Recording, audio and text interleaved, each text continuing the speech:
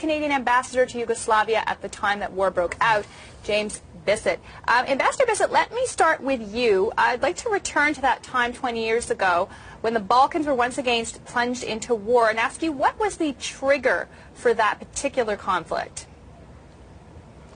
Well, the trigger was really when the American ambassador persuaded Alija Izetbegović, the Muslim leader in Bosnia, to renounce his signature and withdraw his signature from an agreement that had been reached earlier, negotiated by the Portuguese foreign minister.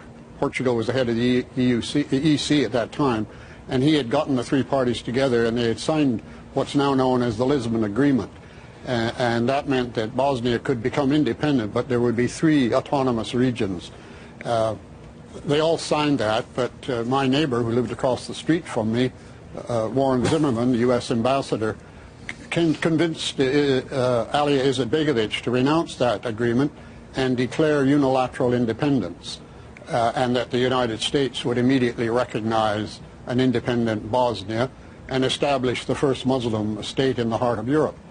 Of course, anybody who'd been following the circumstances leading up to this knew that that meant a bloody civil war, because the Bosnian Serbs were not going to accept that. Well, yes, I think there are lessons there. But the first one that I would suggest is that Bosnia is probably the most misrepresented war in modern history. The Western media have presented it as a war between good and evil, between guys in black hats and guys in white hats. And they've identified very early that the Serbs started the war, the Serbs committed all the atrocities, and the Serbs did all of the so-called ethnic cleansing. Of course, that's a gross misrepresentation. They didn't start the war. They didn't want to secede from Yugoslavia, but they didn't want to live under a Muslim state.